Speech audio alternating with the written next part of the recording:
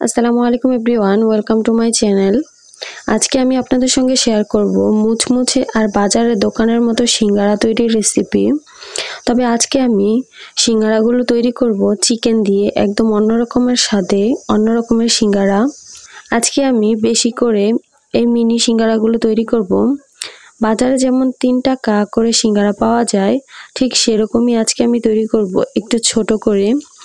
উপর থেকে অনেক বেশি ক্রিস্পি, ভিতর থেকে চিকেনের পুরে ভরা অন্যরকম মজার একটি সিঙ্গারা। আশা করছি আপনাদের কাছে অনেক ভালো লাগবে আর সহজও লাগবে। চলুন তাহলে কথা না বাড়িয়ে চলে যাচ্ছি পুরো রেসিপিতে। এগুলো তৈরি করার জন্য প্রথমে আমি একটি মিক্সিং বোলে নিয়ে নিচ্ছি 2 কাপ পরিমাণ ময়দা। তবে আপনারা চাইলে কিন্তু এখানে আটাটাও ব্যবহার করতে পারেন। এবার এখানে আমি দিয়ে দিচ্ছি লবণ হাফ চা চামচ দিয়ে দিচ্ছি কালো জিরা, 3 টেবিল চামচ দিয়ে দিচ্ছি রান্না করা রেগুলার তেল। এবার আমি সবকিছুকে একসঙ্গে খুব ভালোভাবে মিশিয়ে নিচ্ছি। মিশানোর কাজটা একটু সময় নিয়ে ভালোভাবে করে নিতে হবে। যখন দেখবেন এভাবে মুঠো করলে দলা পেকে যায়, আবার হালকা করে চাপ দিলে ভেঙে গুঁড়িয়ে যায়, তখনই বুঝতে হবে আমাদের ময়ানটা কিন্তু পারফেক্টভাবে তৈরি করা হয়ে গেছে। এবার এখানে আমি নর্মাল টেম্পারেচারে থাকা পানি দিয়ে একটা ডো তৈরি করে নিব। তবে আমি পানিটা কিন্তু একসঙ্গে দিব না, অল্প অল্প করে দিব আর মিশাতে থাকব। ডোটা একদমই নরম হবে না, আবার একদমই শক্তও হবে না, ডোটা মোটামুটি শক্ত হবে। এবার আমার এখানে ডোটা তৈরি করা হয়ে গেছে। এখন আমি এই ডোটাকে একটা ঢাকনা দিয়ে ঢেকে রেখে দিব 10 মিনিটের জন্য। এদিকে আমি পুরটা তৈরি করে নিব। একটা প্যানে আমি নিয়ে নিচ্ছি 1 টেবিল চামচ রান্না করা রেগুলার তেল। এটা যখন কিছুটা গরম হয়ে আসবে, তখন এখানে আমি দিয়ে দিচ্ছি 2 টেবিল চামচ পেঁয়াজ কুচি। পেঁয়াজ কুচিটাকে আমি একদম লালচে করে ভেজে ফেলবো না। পেঁয়াজ কুচিটাকে যখন একটু নরম হয়ে আসবে, তখন এখানে আমি দিয়ে দিচ্ছি হাফ চা চামচ লবণ, হাফ চা চামচ দিয়ে দিচ্ছি লাল মরিচের গুঁড়া, দিয়ে দিচ্ছি 1/4 চা চামচ হলুদের গুঁড়া, ধনিয়া গুঁড়া দিয়ে দিচ্ছি হাফ চা চামচ, আদা বাটা দিয়ে দিচ্ছি হাফ চা চামচ, রসুন বাটা দিয়ে দিচ্ছি হাফ চা চামচ, 2টি কাঁচামরিচ কুচি দিয়ে দিচ্ছি, হাফ চা চামচ দিয়ে দিচ্ছি আস্ত জিরা, গরম মশলার গুঁড়া দিয়ে দিচ্ছি হাফ চা চামচ। এবার আমি সবকিছু একসঙ্গে খুব ভালোভাবে নেড়েচেড়ে মিশিয়ে নিচ্ছি। আমি 1 মিনিটের মতো ভেজে নিব এভাবে। এরপর আমি দিয়ে দিচ্ছি 2 টেবিল চামচ পানি। পানিটা দিয়ে আমি আবারও সবকিছুর সঙ্গে খুব ভালোভাবে মিশিয়ে 2 মিনিটের মতো রান্না করে নিব। তেলটা উপরে ভেসে আসা পর্যন্ত আমি এটাকে রান্না করব। এবার দেখুন তেলটা উপরে ভেসে উঠেছে।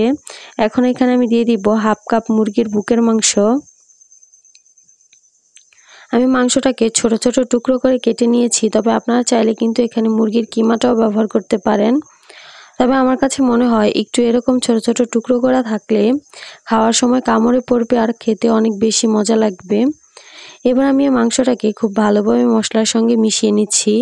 এভাবে আমি রান্না করব প্রায় 5 মিনিটের মতো। আর এই 5 মিনিটের মধ্যে মুরগির মাংসটা প্রায় আধা সেদ্ধ হয়ে যাবে। 5 মিনিট পর এবার এখানে আমি দিয়ে দিচ্ছি হাফ কাপ সেদ্ধ করা আলু। আমি আলুটাকে খুব ভালোভাবে সেদ্ধ করে তারপর ভর্তা করে নিয়েছি। 1/4 কাপ দিয়ে দিচ্ছি মটরশুঁটি। তবে এটা টোটালি অপশনাল, চাইলে বাদও দিতে পারেন। এভাবে সব কিছুকে আমি আবারও একসঙ্গে খুব ভালোভাবে মিশিয়ে নিচ্ছি।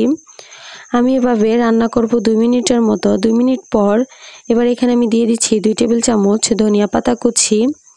এবার আমি সবকিছুর সঙ্গে ধনিয়া পাতাটাকে খুব ভালোভাবে মিশিয়ে নিচ্ছি। এভাবে আমি 2 মিনিটের মতো রান্না করব। তারপর চুলাটাকে অফ করে দিয়ে আমি এটাকে নামিয়ে রাখবো একটা সাইডে সরিয়ে। এটাকে আমি ঠান্ডা করার জন্য একটা বাটিতে নিয়ে নিব। এবার 10 মিনিট পর আমি এই ডোটাকে কিছুক্ষণের জন্য একটু মথে নিচ্ছি। 1 মিনিটের মতো আমি এটাকে মথে নিয়েছি। এবার আমি এখান থেকে ছোট ছোট করে লেচি করে নিব। আমি একটা লেচি হাতে নিয়ে খুব ভালোভাবে গোল করে নিচ্ছি। রুটি বেলে নিব। আমি এই রুটিটাকে একদমই পাতলা করব না। আমি নর্মালি রুটি পরোটা বানানোর সময় যেরকম রুটি বানাই, এটাও ঠিক সেরকমই হবে। আমি রুটিটাকে একটু লম্বা করে তৈরি করব। দেখতে পাচ্ছেন আমার এখানে একটা রুটি বেলা হয়ে গেছে। এখন আমি মাঝখান থেকে একটা নাইফ দিয়ে কেটে নিচ্ছি। আমরা এখানে একটা রুটি দিয়ে 2টি সিঙ্গারা তৈরি করব। এবার একটা অংশের মধ্যে আমি একটু হালকা পানি লাগিয়ে নিচ্ছি। এরপর আমি হাত দিয়ে রুটিটাকে উঠিয়ে একটা ভাঁজ দিয়ে নিচ্ছি।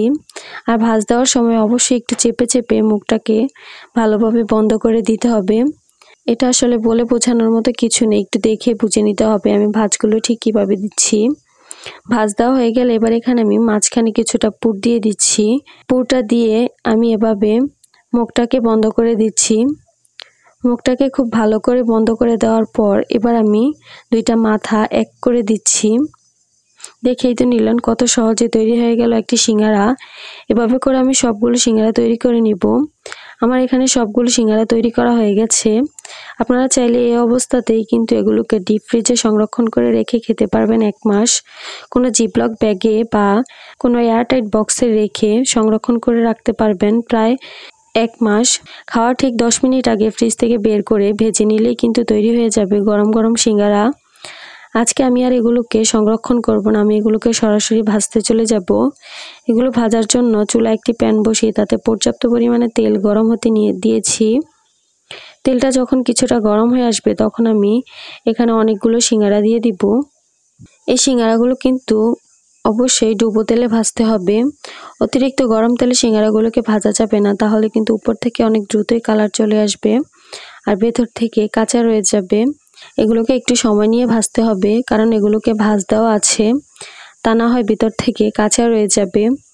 একটা পাশ হয়ে গেলে অপর পাশ উল্টে দিতে হবে। চুলার মিডিয়াম ফ্লেমে আমি এগুলোকে ভেজে নিব। আমার এগুলো ভাজতে মোটামুটি 6 থেকে 7 মিনিটের মতো সময় লেগেছে, তবে আপনাদের ক্ষেত্রে আরও কম বা বেশি সময় লাগতে পারে। দেখতেই পাচ্ছেন আমার এখানে খুব সুন্দর একটা গোল্ডেন ব্রাউন কালার চলে এসেছে। এখন আমি এগুলোকে তেল ঝরিয়ে উঠিয়ে নিচ্ছি। বাজারের সিঙ্গারা থেকে এই সিঙ্গারাগুলো একটু অন্যরকম, চিকেনের পুরে ভরা, খেতে একদম অসাধারণ। প্রয়োজনে ফ্রিজে রেখে খেতে পারবেন। সিঙ্গারাগুলি দেখতে যেমন সুন্দর হয়েছে, খেতেও কিন্তু তার থেকে অনেক বেশি মজার। অন্যরকম স্বাদের একটি টেস্টি সিঙ্গারা। আশা করছি আপনাদের কাছে অনেক ভালো লাগবে আর সহজও লাগবে। যদি ভালো লাগে থাকে অবশ্যই আমার চ্যানেলটি সাবস্ক্রাইব করবেন আর পাশে থাকা বেল বাটনটি ক্লিক করে রাখবেন আমার পরবর্তী ভিডিও নোটিফিকেশন সবার আগে পাওয়ার জন্য। আজকে এ পর্যন্তই। সবাই অনেক বেশি ভালো থাকবেন। আল্লাহ হাফেজ।